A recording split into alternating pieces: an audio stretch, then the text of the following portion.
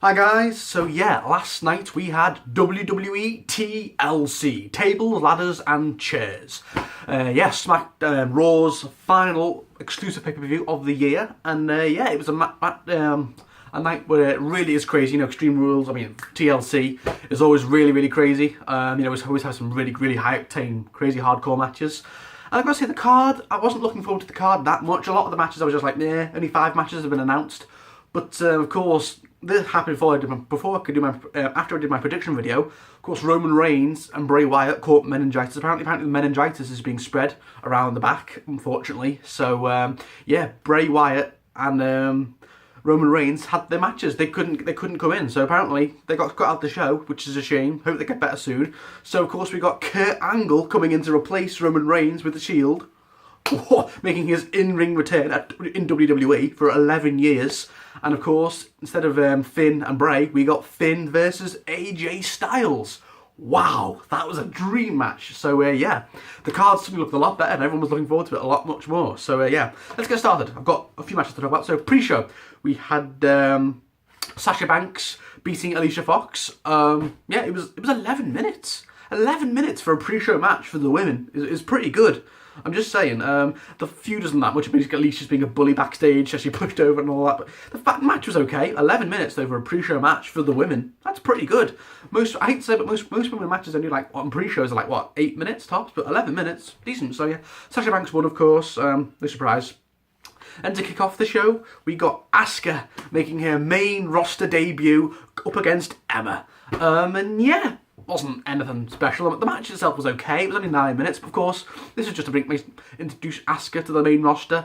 Basically, just going through Emma, and yeah, it was a 9-minute match. It was okay. It wasn't nothing too spectacular. Of course, it was just to get Asuka used to everyone on the main roster, and it was a good match. Of course, don't forget, these two did have a very good match in NXT TakeOver London a few years back. Everyone seems to have forgot that, so everyone thought this was just going to be a squash. No. No, it was a solid 9-minute match. Emma got some good moves in there, but yeah, most of the crowd were really behind Asuka. It's great to see her on the main roster now. Of course, she won with a choke. And yeah, Asuka's now on the main roster, and hopefully she's going to go and challenge Alexa Bliss at Survivor Series, I think. She's going to get a massive push. Now she's on the main roster, I think. She's so over, and of course that undefeated streak's going to get protected, I think, till WrestleMania. So yeah, go Asuka. No one is ready for Asuka. Yeah, great. And then we got a weird cruiserweight tag team match. We got Cedric Alexander and Rich Swann going up against Jack Gallagher and Brian Kendrick. It was just, what's the feud behind this? It was just like, they've had a few matches in 205, have they, or something? Whatever. Cedric Alexander and Rich Swann won. It was only 8 minutes. That's how much the cruiserweights get given now. It was okay. Nothing spectacular. I like how Cedric Alexander and Rich Swann too. I love them. They're probably my two favourite. Now Neville and Austin Aries have left. I'd say Cedric Alexander and Rich Swann are probably my 2 favourite cruiserweights. I think those are really good. Hopefully, imagine those two in a title match. Oh, that'd be good. But yeah, the right team won, I think. Jack Gallagher and Brian Kendrick, the heels, they can take this loss, I think. But whatever. No one cared about the crowd. Were dead for most of the match. So yeah, Cedric Alexander and Rich Swann won. Then we got Alexa Bliss going up against Mickie James for the Raw Women's Championship, and yeah, it was alright.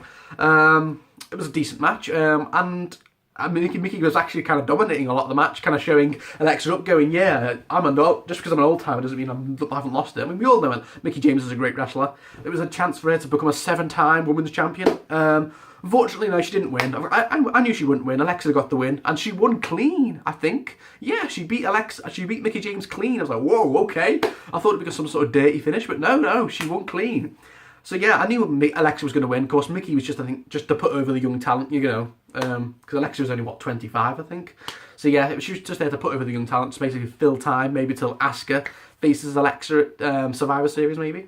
But yeah, it was a good match. And then Mickie James was walking to the ramp at the end, and the whole crowd were going, thank you, Mickie. And she was like, so maybe it's her retirement. Maybe she's hinting that she's going to retire soon or leave. I don't know, but we'll see. But yeah, good match, and hopefully we'll see Alexa go up against Asuka at Survivor Series. Then we got a Cruiserweight Championship match. Of course, Enzo going up against Kalisto. Yeah, it was only 8 minutes, nothing special. Of course, Enzo's not great in the ring, is he? He's more great in the mic, but and Enzo won. He won the belt back with a dirty finish. Of course, that's how he wins. That's how he cheats. Though he can't ever win a match clean, can he? And yeah, Enzo wins the belt back. already. I thought for sure Kalisto was gonna retain because he only won it, what, 2 weeks ago on Raw. I was like, what? So Enzo's now the champion again.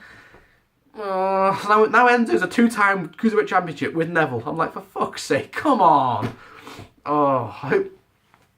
Whatever. I just don't care. I do not care about the Cruiserweights anymore. I'm sorry. Now Neville's left, and now Austin Aries left a while ago. Now those two have left. I just don't give a shit. Unless they've really pushed Rich Swann and Cedric Alexander. I do not give a shit about the Cruiserweights. End of. I don't give a shit about it anymore. Done. Then we got, yes, maybe match of the night. We got Finn Balor going up against AJ Styles. Yes! This was a match that really just got announced out of the blue, of course, because Bray got ill. So they had to just come up with a last-minute replacement for Finn. And this was really, really good. Of course, dream match right here. AJ Styles, Finn Balor, two of the best wrestlers on the planet. 2 former leaders of the club. 2 pioneers in New Japan. New Japan Pro Wrestling. Yeah, it was great. Of course, Finn came out as the Demon. AJ was just like, yeah, I'm AJ Styles. And yeah, it was just a shame that there's just a last-minute replacement for Bray, because imagine how good this feud, they could have had I feel like they should have saved this match for maybe WrestleMania or the Rumble, because this is a WrestleMania-worthy match. But anyway, there was no story going into this. It was just AJ's last-minute replacement, but it's still good. The match was very good. Very, very good, I will say. It was 18 minutes of just solid wrestling. The crowd were loving it. They were chanting, "This is awesome," before the match even started. I was so pumped. And yeah, it was a very good match. Back and forth. They were so evenly matched. At least, of course, these two know each other so well from New Japan. And yeah, the first time these two have ever come face to face in the ring, and it was really, really good. I really enjoyed it. And I will say my only nitpick is the ending. Yeah, Finn sets AJ up for a coup de grace. Boom, wins 1, 2, 3. I was like, that's it? So I was like, oh, okay, done. I thought for sure AJ was going to counter it, maybe go for a Stars Clash, because he didn't hit a Stars Clash in this match. But yeah, I think the finish was a little bit flat. It could have gone for another, I don't know, five more minutes, but it wouldn't have hurt. Maybe see AJ kick out of it or something. But yeah, 1 coup de grace, done. I think Finn did have to win though. No complaints, because it is his show, and I think they are building him up to maybe face Brock Lesnar at the Royal Rumble, so they need to keep him looking strong. And AJ can take this loss, I think, because he did lose to Baron Corbin 2 weeks ago clean. So I think, yeah, fair enough. And they did at the end, they shook it to the sign of respect. They did the 2 sweet from the club together. That was awesome.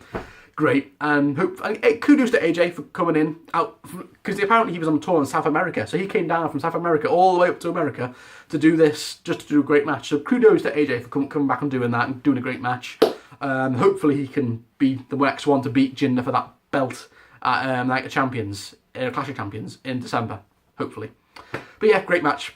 Maybe match of the night. My only pick was, I think it could have been a few minutes longer. It was only 18 minutes. It was still a very good match, but I think it just could have been a little bit better if it could have gone on for a bit longer, and maybe AJ could have kicked out of 1 coup de grace. But never mind, whatever. Still a great match. And hopefully we'll see those two again next year in more matches. Then we got a match out of nowhere. We got Jason Jordan going up against Elias Sampson. Yeah, it was just okay, out of nowhere. I don't think it was announced. It was just only 8 minutes. It was nothing special. The crowd were dead. Sorry, I think the crowd were burnt out after AJ and Finn, and no one gave a shit about this match really.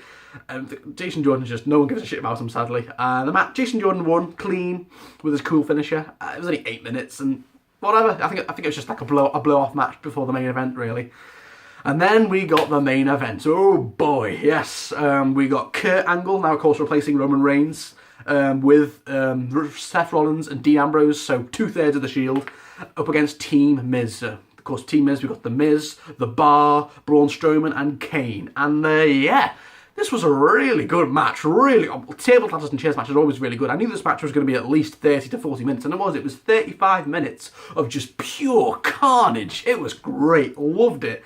Let me just say, Kurt Angle came out with them, and he was dressed up in the Shield get-up. I was like, oh, I looked weird seeing Kurt Angle making his in-ring return in WWE in 11 years in the Shield get-up. He was wearing what Roman Reigns wears, like the black vest.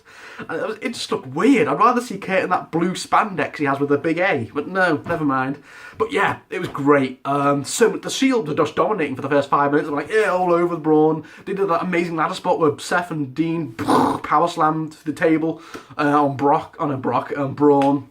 and Kane, but then Team Miz came back into it. They dominated a lot of the match. Then poor Angle got some great suplexes, and I was like, yeah, but then Braun just power slammed Angle through a table, and Angle was like, oh, being taken out. I was like, oh no, is that it for Angle? And then as soon as Kurt Angle got taken out of the arena because he was injured, then the Team Miz just absolutely dominated Seth and Dean for like 15 minutes or 20 minutes. It was just a squash. It was just left, right. They were just slapping them all around the ring. And I felt really bad for them. I was like, oh, come on. Is something going to happen? Because the crowd were getting a bit dead. They were just like, is this it? We're just going to watch Seth and Dean get their asses kicked now for the rest of the match. And I was like, oh, no. And then they went out to wing and they just put them in they go out a garbage truck and they put them in the garbage truck. But then they fought back. It's like there's so much to talk about in this match. And yeah, basically, then a really cool moment happened. Kane just started beating up Braun Strowman. I was like, oh! Because apparently they had a bit of an altercation when Kane accidentally whacked Braun Strowman with a steel chair. But yeah, he just started beating up Braun Strowman. He chokeslammed him through a table, and he just pulled all the chairs down that were on a wire. And they all landed on Braun Strowman. I was like, oh! And then Kane double chokeslammed Dean and Seth. And I was like, Jesus! They're making Kane look like $1 million in this match. Go Kane! And yeah, and then that was it. They think Braun Strowman's done. And then they start fighting back again. Back to being 4-on-3. But then Braun Strowman comes back. And they're like, oh shit. So they all start beating up on him again. And then they just throw him in the trash truck. And they crush it. And then... Poor Braun. That's a van. An ambulance at Great Balls of Fire. And now a truck. A garbage truck at TLC. Anyway, yeah, then that was it. And then you think, oh no, they're about to get battered again because it's still 2-on-3 basically. But then out comes Kurt Angle. He's back, all healed up, and he just goes full. He does all that. He does loads. Angle slams Cesaro through the tables. That was great. Then he angle slams Miz. That was great. And you think Miz is about to go for a skull crushing finale. Angle kicks out. I was like, yes. And then they all team up on Miz. He's the last one left after they put Kane through the board thing. That was great. And then it's just there. And then Kurt Angle goes for another angle slam. 1, 2, 3. Great. And yeah, Angle with the whole... I actually thought Team Miz was going to win. Now it was just Angle. But no, really, really good match. It was so well put together. I think the structuring was so good. How Angle got injured and he came back at the end. I think all the different spots were handled so great. You could tell they'd rehearsed this a lot. And yeah, it did suck not to have the full Shield back, since Roman got ill. It did suck, but still, it was so great seeing Kurt Angle back in the ring for 11 years. It was, great match. And on the whole, I think the pay-per-view was okay. I think Finn and AJ, great. Great match. Kurt Angle, the main event, was fantastic. But apart from that, mostly the matches I was just like that. It was great seeing Asuka making a main roster debut. That was good. Sasha beating Alicia Fox, yeah, that was good. But mostly the matches I just wasn't that bothered about. Apart from Asuka making her debut, Finn and AJ, great, tore the house down. And Kurt Angle and The Shield versus Team Miz, the main event. Those are the three things I cared about. Everything else in the pay-per-view I didn't really care. So overall it was a good pay-per-view. But I think a lot of the matches I didn't really care about. So it was just those three things I cared about. But yeah, on the whole, TLC, I really did enjoy it. And I think it set up quite a few things for Survivor Series next month. So I think we're going to get maybe Kane versus Strowman in a blow-off match at Survivor Series. I think we're going to get Asuka versus Alexa Bliss maybe at Survivor Series. Of course, we already know we're getting Brock and Jinder at Survivor Series. Fuck me. So yeah, that was TLC. I enjoyed it. Great pay-per-view.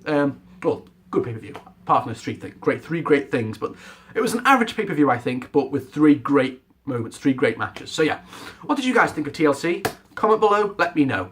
So I will be back in about 2.5, 3 weeks with Callum for our Survivor Series predictions. Can't wait, it's going to be great. So thank you for watching, guys, and I will see you all in a few weeks. Bye.